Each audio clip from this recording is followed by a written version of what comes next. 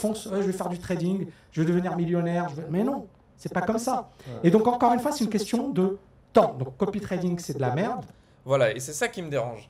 C'est que Tammy, et que j'apprécie tout particulièrement, dit que le copy trading c'est de la merde et en fait c'est pas développé. Et c'est ça qui manque à la vidéo, c'est que du coup on prend un raccourci et Dieu sait que les raccourcis ne sont pas les véritables réponses. Parce que une personne qui est novice et qui ne connaît pas le trading ou le copy trading et qui va voir l'historique de vidéos de Tammy va se dire bah, je vais plus écouter Tammy que moi par exemple. Ce qui est totalement entre guillemets normal parce qu'il a plus d'expérience, etc. Mais voilà, ce qui me gêne, c'est que du coup, même s'il a beaucoup d'expérience, eh ben, il n'a pas développé la partie, on va dire, bienfaisante du copy trading. C'est-à-dire que moi, je peux le dire puisque ben, je suis dans le domaine du copy trading, je sais ce que c'est, et de ce fait, je vais vous dire la réalité qui me gêne derrière tout ça, c'est qu'il influence énormément de personnes. Il influence des personnes à dire que c'est nul et du coup ces personnes-là qui vont l'écouter, malheureusement, ne se lanceront pas dans le copy trading. Alors ça peut être une bonne chose dans le sens où malheureusement c'est un marché sur lequel il y a beaucoup d'arnaques. Donc là, oui, faire une prévention derrière tout ça, je pense que c'est la bienvenue, mais nous, bah, ça nous embête parce que ça veut dire que demain, moi, le copy trading qu'on a aujourd'hui, qui est un... Je ne vais pas en faire forcément la promotion, mais voilà, j'assume que j'ai un copy trading. Et ben, si vous voulez, les gens, quand ils vont venir me parler, ils vont me dire « Ah, tu es dans les algorithmes de trading, tu es une merde. » Et c'est ça qui me dérange, c'est que ça ternit un peu notre image, alors que nous, on n'a rien demandé. On fait le taf comme il faut, on connaît notre travail. Et voilà la dévalorisation qu'on se prend en un résultat d'un mot. Voilà, le mot c'est merde. Et moi je trouve ça un petit peu dommage que ça n'a pas été développé. Et après, voilà, c'est bon? T'as eu ta réponse? Très clair. Super. Très clair. Voilà, donc après on va pas rester plus longtemps sur la vidéo, mais en fait si vous voulez, ce qui aurait été agréable de préciser, c'est comme je l'ai mis sous leur vidéo en commentaire, je sais pas s'ils le verront parce que j'ai marqué le mot merde et vu que des fois il y a des filtres dans les commentaires YouTube, ça fait peut-être partie des filtres et ils le verront peut-être pas, c'est pas grave, mais en fait, si vous voulez, ce qui aurait été agréable, c'était de rentrer un tout petit peu plus dans les détails. Typiquement, moi, ce que je sais, c'est que les gens qui scamment dans les copy trading, ils vous proposent des performances astronomiques, typiquement du 100% par mois. On peut le faire, hein. Ça, il n'y a aucun problème. Mais il faut tenir en compte du fait qu'une exposition grande est égale à un risque beaucoup plus grand. Donc, un risque éventuellement que votre compte crache. Donc voilà, ça ne veut pas dire que c'est mauvais. Plus d'exposition au marché, donc plus de résultats potentiels, égale plus de risques engagés. Moi, quand je parle de copy trading, au sens large du terme, que ce soit le mien ou celui d'un autre, eh ben, je vais plus proposer cet outil-là comme un moyen de diversification. Je vous dirai jamais de vendre votre maison pour faire all-in là-dessus. Et d'ailleurs, sur n'importe quoi d'autre.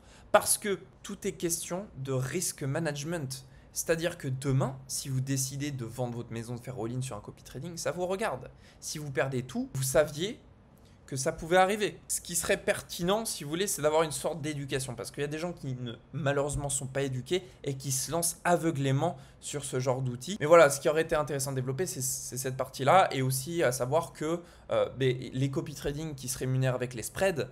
Donc les spreads, c'est quoi? C'est quand vous avez une ouverture de position en trading, vous avez simplement une taxe qui est appliquée. Eh bien, il y a énormément de copy trading qui se font avec des partenariats de courtiers qui vous prennent une taxe énorme sur l'ouverture et la fermeture de position, ce qui fait qu'à la fin, le trader vous affiche « moi j'ai fait 20% à la fin du mois » et vous, vous êtes à moins 10%, tout simplement parce que les taxes ont tellement été élevées sur les entrées et sorties de position, et bien que tout simplement, même si vous avez clôturé entre guillemets au même endroit que la copie du trader soi-disant expérimenté, vous êtes perdant à la fin. Donc voilà, ça c'est bon à prendre en compte. Nous, on est sur du profit sharing. Donc tous les business à profit sharing sont déjà beaucoup plus pertinents. Qu'est-ce que c'est que cette différence-là pour les novices qui ne peut-être connaissent pas vraiment le copy trading? En fait, si vous voulez, le profit sharing, c'est une méthode de rémunération pour le trader qui ne s'applique uniquement s'il y a des gains réalisés. Et ça, c'est une manière éthique de proposer un copy trading parce que si demain, le trader vous propose une stratégie et il n'est pas rentable, donc vous ne le serez pas, mais lui non plus. Un trader qui vous partage un copy trading et qui, sa stratégie est gagnante, croyez-moi, si elle est véritablement gagnante, il fera du profit sharing. Il fera du profit sharing. Il ne fera pas de la rémunération par spread avec des partenariats de courtier ou je ne sais quoi. Voilà, je tenais à clarifier ça. Un autre point, parce que vous seriez peut-être demandé, oui, mais du coup, le trader, s'il est rentable avec son algorithme ou tout simplement sa stratégie de trading, pourquoi il fait du copy trading? Je vais vous dire pourquoi il fait du copy trading. Il fait du copy trading car pour lui, c'est un effet de levier. Si vous voulez, c'est un peu comme les banques. Vous avez la possibilité d'acheter un bien immobilier et tout simplement soit le payer cash, soit de faire un emprunt à la banque, d'utiliser de l'argent qui n'est pas à lui pour pouvoir générer de la plus-value. Et bien c'est exactement la même chose et nous dans notre cas c'est comme ça qu'on fonctionne.